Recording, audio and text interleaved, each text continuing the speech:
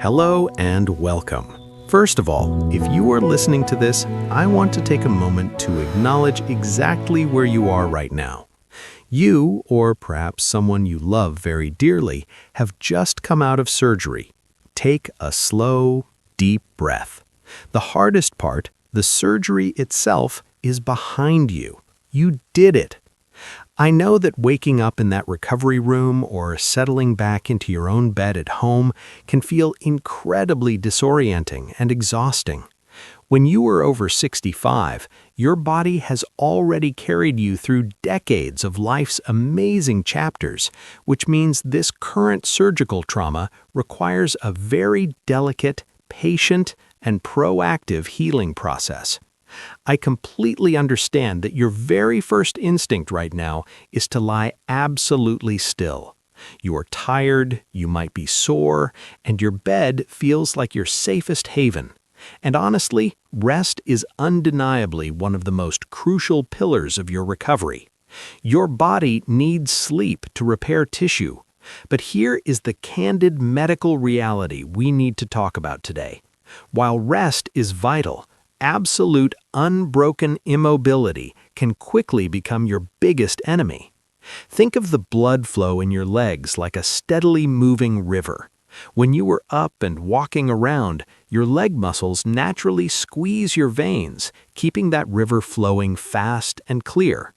But when you were stuck in bed, lying perfectly still for hours on end, that fast-moving river turns into a slow, sluggish pond. Gravity and inactivity conspire together, causing fluid to pool in your lower extremities. This leads to that heavy, uncomfortable swelling we call edema. Even more concerning, this sluggish blood flow creates the perfect environment for deep vein thrombosis, or DVT. This is a condition where dangerous blood clots can form in the deep veins of your legs, which can be life-threatening if they break loose.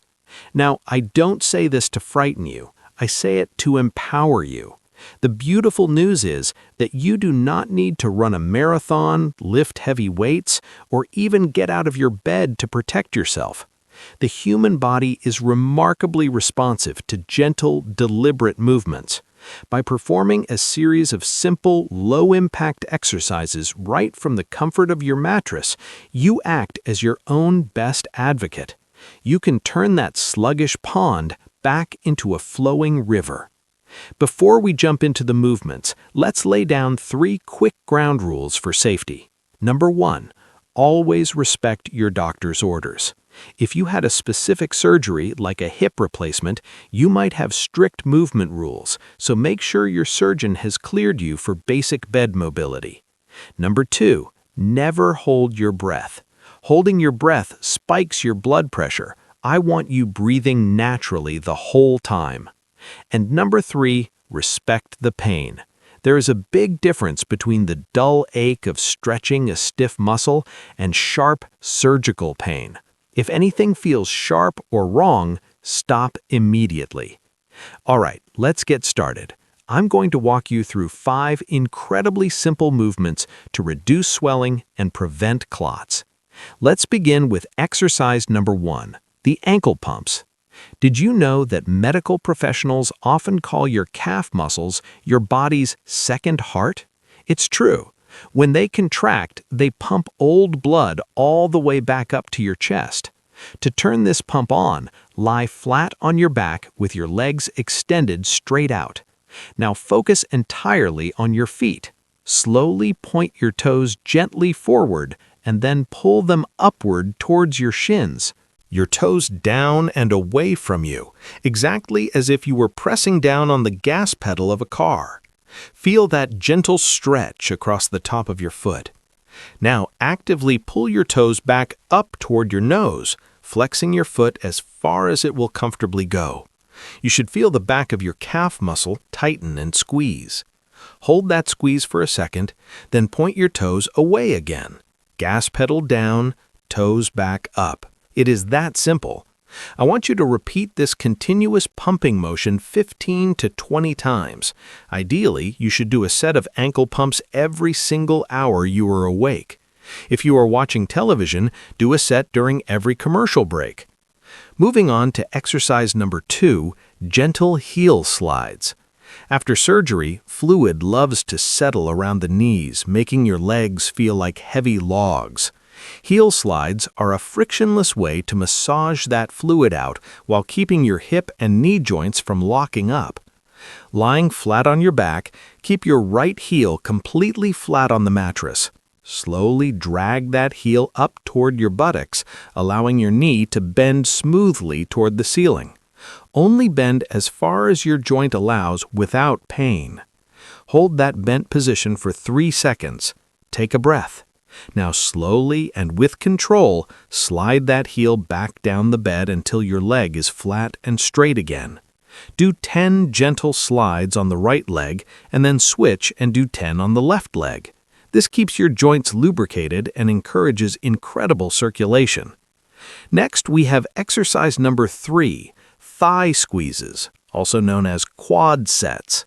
When you are bedridden, the large muscles on the front of your thighs, your quadriceps, can lose strength incredibly fast. We want to prevent that muscle loss. Keep your legs straight out on the bed. Now I want you to imagine there is a small rolled-up hand towel resting directly underneath the back of your right knee. Your goal is to squish that towel.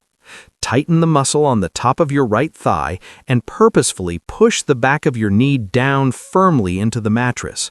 You should actually see your kneecap pull upward a little bit. Hold that tight, firm squeeze for a solid count of 5.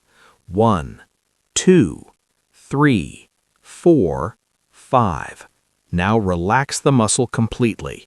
Take a breath and do it again. Do 10 squeezes on the right and 10 on the left.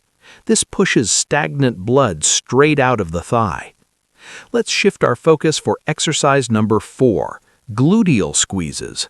When we talk about circulation, we usually just focus on the legs, but spending all day on your back puts a massive amount of continuous pressure on your pelvis and lower spine. Glute squeezes help relieve pressure sores and stimulate blood flow through the pelvic area without requiring you to move your hips at all. Lying comfortably, simply pinch or squeeze your buttock muscles tightly together. You will feel your hips rise just a tiny fraction of an inch off the bed. That means you are doing it perfectly. Hold that pinch for 5 seconds, and then let the muscles completely melt back into the mattress. Repeat this 10 to 15 times. It's a wonderful, gentle way to stabilize your lower back while boosting circulation. Finally, exercise number 5, deep diaphragmatic breathing. You might be asking yourself, how does breathing reduce swelling in my legs? It sounds completely unrelated, but the human body is a marvel of engineering. When you take a deep, proper belly breath using your diaphragm, it actually creates a negative pressure vacuum inside your chest cavity. This vacuum effect literally helps suck stagnant venous blood up from your legs and back into your heart. Plus, it expands your lungs and clears out the lingering effects of anesthesia. Place one hand on your chest and the other resting softly on your belly. Breathe in deeply through your nose and focus on making the hand on your belly rise toward the ceiling. Your chest shouldn't move much at all. Fill your lungs completely, hold it for 2 seconds, and then exhale slowly through pursed lips like you are blowing out a candle. Feel your belly sink back down. Take 5 to 10 deep, purposeful breaths like this every hour. These 5 movements, the ankle pumps, the heel slides, the thigh squeezes, the glute squeezes, and the deep breathing, are your toolkit. Before I let you go, I want to leave you with 2 crucial pieces of advice for your recovery. First, you must hydrate relentlessly. Dehydration makes your blood thick and sticky, which heavily increases the risk of clots. Keep water by your bed and sip it constantly. Second, while you are resting between these exercises, try to keep your legs elevated slightly above the level of your heart using a folded blanket under your calves. Just be sure not to put pillows directly behind your knees, as that can restrict the blood flow. Let gravity do the work of draining the swelling. Always pay attention to your body. If you ever experience sudden, severe swelling in just one leg, if your calf becomes red, hot to the touch, or you feel a sharp, cramping pain in the back of your leg, please tell your doctor or nurse immediately, as these are signs a clot may have formed. Recovering from surgery in your golden years is a marathon, not a sprint. Be deeply kind to yourself. It is okay to be tired, but by taking just 5 minutes out of every hour to move, to squeeze, and to breathe, you are taking active, powerful control over your healing journey. Every single ankle pump is a victory. You've got this, and I wish you a very safe, strong, and healthy recovery.